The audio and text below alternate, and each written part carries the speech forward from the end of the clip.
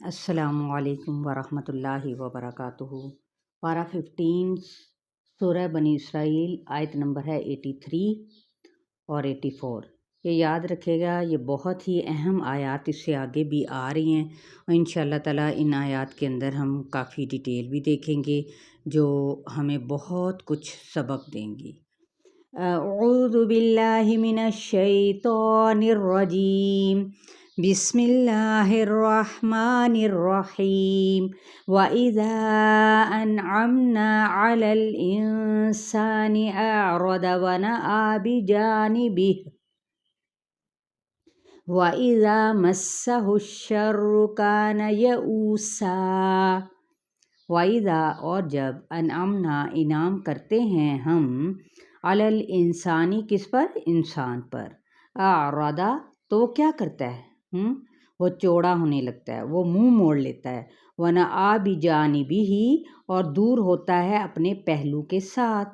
وَإِذَا اور جب مَسَّہُ الشَّرُّ پہنچتا ہے اس کو کوئی شر یا تکلیف، کانا ہو جاتا ہے، یئوسا یا حمزہ سین بہت ہی مایوس۔ اب دیکھیں مومن کا کیا حال ہے، وہ بالکل اس سے الگ ہے۔ نعمت ملنے پر وہ شکر ادا کرتا ہے اور مصیبت آنے پر کیا ہوتا ہے، وہ مایوس ہونے کی بجائے وہ صبر کرتا ہے۔ قُلْ كُلٌّ يَعْمَلُ عَلَى شَاكِلَتِهِ فَرَبُّكُمْ أَعْلَمُ بِمَنْ هُوَ أَهْدَىٰ سَبِيلًا۔ قُلْ کہہ دیجئے، کُلٌّ سب کے سب۔ اب دیکھیں ایک ہے موٹے قاف کے ساتھ اور ایک ہے باریک قاف، جبکہ ایک موٹا قاف جو ہے یعنی دو نقطوں والا قل کہہ دیجئے، اور دوسرا کل کیا مراد ہے؟ سب کے سب۔ یعملو عمل کر رہے ہیں، علی شاکلتہ شین کاف لام اپنے اپنے طریقے پر۔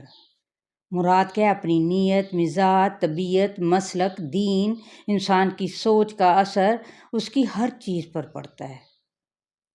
وَرَبُّكُمْ تو رب تمہارا، اعلم زیادہ جانتا ہے، بمن اس کو جو، ہوا وہ، اہدا زیادہ ہدایت یافتہ ہے، سبیلا راستے کے اعتبار سے۔ اب یہاں پر کسی بھی چیز کی شیپ کیا ہوتی ہے؟ وہ ہے مختلف، اور وہ خاص طریقے کے مطابق ہی کام بھی کرتی ہے۔ تمہارا رب زیادہ جانتا ہے، ہر شخص کی اپنی کیا ہے، ایک خاص سوچ، طریقہ، خاص دلچسپیاں، انداز۔ مثلاً ہر ایک شخص کے چائے بنانے کا طریقہ مختلف ہے، یہ بالکل ایک عام سی مثال ہے نا۔ مثلاً عربی میں آ سیدھا، جبکہ انگلش میں اے ٹرائی اینگل میں لکھا گیا ہوتا ہے نا۔ غور کریں ذرا، سوچیں کہ انسان کی سوچ کا اثر اس کی بول چال، ڈھال، قول ہر چیز پر پڑتا ہے۔ دراصل ہر کوئی اپنے اپنے سانچے سے دیکھتا ہے اور اپنے آپ کو ہدایت پر بھی سمجھتا ہے۔ ہر کوئی اپنے وسائل کے مطابق سوچ رہا ہوتا ہے۔ ایسا کیوں ہوتا ہے؟ اس کی وجہ کیا ہے؟ مزاج اور طبیعت میں فرق ہونا۔ حالانکہ قرآن ایک ہے لیکن مختلف قاریوں کی آواز میں فرق ہے۔ اسی طرح دین تو ایک ہے لیکن سب عمل کرتے ہوئے کسی چیز پر کوئی توجہ دے دیتا ہے اور کوئی کسی چیز پر۔ صحابہ اکرام رضی اللہ تعالیٰ عنہم اجمعین میں بھی آپ دیکھتے ہیں کہ کوئی تفسیر کا ماہر ہے تو کوئی حدیث کا، کوئی میدان جنگ میں شہ سوار ہے تو کوئی سیاست میں۔ ہر ایک نے ہر ایک کام نہیں کیا، کچھ تو ہاں البتہ فرائض ہیں جو سبھی کرتے ہیں، لیکن کچھ چیزیں ہر ایک کے مقصود کی حیثیت بن گئیں۔ پھر مسلمان اپنے طریقے پر اور غیر مسلم اپنے طریقے پر۔ اسی طرح خود مسلمانوں کے اندر ہی مختلف طریقے رائج ہیں اور اس سے مسلکوں کا اختلاف بھی رائج میں آ جاتا ہے۔ دیکھیں کہیں بھی ایگل کا ایک پین ہوتا ہے نا، تو کیوں اس نے لیا؟ ڈالر کا پین بھی ایک نام ہے اس کا، تو وہ کیوں نہیں لیا؟ یا اس نے ڈالر کا کیوں لیا؟ تو وہ ان باتوں پر نہیں جھگڑتے، یہ چھوٹی چھوٹی غیر ضروری غیر اہم باتوں پر۔ اس طرح ہر کوئی زبان میں مختلف رنگ، مختلف تو یہ فرق جو سے ہے وہ مٹائے نہیں جا سکتے، یہ تو خود اللہ تعالیٰ نے پیدا کیا ہے نا، تو جو ان کو مٹانے کی کوشش کرے تو یہ غیر قدرتی مساوات ہوگی۔ ہر ایک کے مزاج طبیعتیں مختلف ہوتی ہیں، اسی طرح دین ایک، زبان، رنگ، نسل مختلف، زمین مختلف، رویے مختلف ہیں۔ غرض کے عبادات کے طریقوں میں بھی اختلاف سے مراد یعنی کیا ہے کہ مختلف طریقے ہیں۔ وہ کیسے کہ کوئی ہاتھ اوپر اور کوئی ہاتھ نیچے باندھ کر نماز پڑھ رہا ہوتا ہے، کوئی ایک بار انگلی ہلاتا ہے تشہد میں اور کوئی بار بار۔ یہ سب کیا کر رہے ہوتے ہیں؟ آپ خود سوچیں، نماز ہی پڑھ رہے ہوتے ہیں نا۔ سجدہ کرتے ہوئے سر آگے پیچھے ہو جائیں تو کیا اس بنا پر ہم نفرت کریں گے ایک دوسرے کے ساتھ؟ آپ خود سوچیں، کیا یہ رویہ عقل مندی پر مبنی ہے؟ ارے بھائی، اللہ تعالیٰ کے لیے آئے ہیں سب، اپنی اپنی سمجھ کے مطابق نماز پڑھ رہے ہیں، اس پر لڑائی کیسی؟ کیا آپ اس بات پر کسی کو گمراہ کہہ سکتے ہیں؟ کیا آپ کو حق دیا ہے اللہ تعالیٰ نے؟ یا پھر کہنا چاہیے؟ آپ اس وجہ سے کسی کے پاس نہیں بیٹھ سکتے کہ اس کی نماز کا طریقہ مختلف ہے؟ ارے بھائی، مسلک تو الگ ہو سکتے ہیں لیکن مذہب یعنی دین تو ایک ہی ہے نا سب کا۔ ہم ایک مسجد میں نماز ہی نہیں پڑھ سکتے۔ کیسے؟ ایک میں آپ کو چھوٹا سا پیسج پڑھ کے سناتی ہوں کہ کیا یہ جنگ مسلم اور کافر کی ہے؟ شیطان نے یہ تھوڑے سے فرق کتنے بڑے کر دیے کہ اس کا فیصلہ نہ تو قبر میں ہو سکتا ہے نہ ہی دنیا میں۔ یہ اللہ تعالیٰ حشر میں ایکسپلین کریں گے کہ جو شخص یہاں پر ہاتھ باندھ کر نماز پڑھتا تھا اس کے نمبر زیادہ لگائے گئے ہیں، یا پھر اس کے بارے میں کوئی حدیث بتائی گئی ہے۔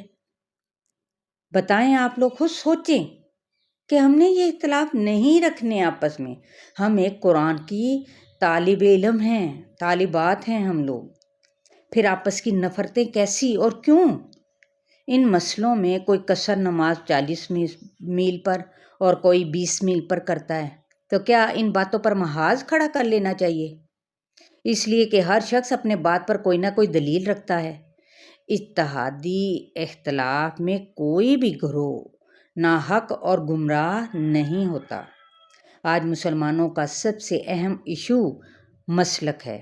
یہ سوال اتنا اہم کیوں ہو گیا ہے؟ جبکہ ہر شخص کو فوت ہونا ہے اور وہ ہوگا تو سب سے پہلے قبر میں کون سے سوال ہوں گے؟ یہ سوال ہوں گے نا، من دین کا، تیرا دین کیا ہے؟ میرا دین تو اسلام ہے۔ من رب کا، تیرا رب کون ہے؟ بھائی میرا رب تو اللہ ہے۔ من نبی کا، تیرا نبی کون ہے؟ بھائی میرا نبی تو حضرت محمد صلی اللہ علیہ وآلہ وسلم ہے۔ حتیٰ کہ حشر کے دن بھی سوال ہوں گے، روز محشر، کہ ابن آدم کے قدم نہ ہل سکیں گے۔ کون سے ہیں وہ سوال؟ چلیے جان لیتے ہیں ہم۔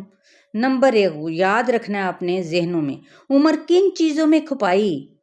ادھر ادھر باتیں کرنے میں، شاپنگ کرنے میں، فضولیات میں؟ جوانی کس میں لگائی؟ یہ دوسرا سوال ہے، پوچھیں گے اللہ تعالیٰ۔ پہلے سوال کیا جائے گا جوانی کہاں؟ کیا تم نے جوانی جوا شراب میں لگا دی یا پھر باہر بس کھیل کود میں مصروف کر دی؟ تیسرا سوال ہوگا علم جو حاصل کیا اس پر عمل کتنا کیا؟ بھئی علم تو بڑا ہی حاصل کرتے جا رہے ہو لیکن عمل کا کوئی نام و نشان نہیں۔ چوتھا سوال ہوگا مال کہاں سے آیا؟ ارے بھئی کہاں پہ لگایا؟ صحیح جائز اور حلال ذرائع سے مال کمایا یا پھر ناجائز ذرائع سے؟ کون سے ایسے جوئے کھیل کے کمایا ہے، کسی کا حق مار کر کمایا ہے؟ کہاں سے یہ مال آیا تمہارے پاس؟ پھر 5واں سوال ہوگا اور مال کہاں خرچ کیا؟ اب دیکھیں، یہ مال میں نے جوئے میں خرچ کیا یا کسی کو نیچا گرانے میں اپنا مال خرچ کر دیا، یا نعوذ باللہ آیات کو تبدیل کرنے میں، یا پھر میرا وہ مال جو سا میں نے نیک کاموں میں بھی، صدقہ جاریہ کے کاموں میں بھی، فی سبیل اللہ کے کاموں میں بھی لگایا؟ تو یہ ہوں گے سوالات جو ہم سب مسلمانوں سے کیے جائیں گے۔ تو ان کی تیاری کریں، نہ کہ ایک دوسرے کی ٹوہ لگانے میں کہ وہ کیا کر رہا ہے۔ امید کرتی ہوں کہ آپ کو ان آیات کی لازمت سمجھ آئی ہوگی، اور ان کو ہائی لائٹ کر لیں۔ بنی اسرائیل کی جو آیت ہے نا 83 اور 84، یہ ان آیات کا اس میں ذکر ہو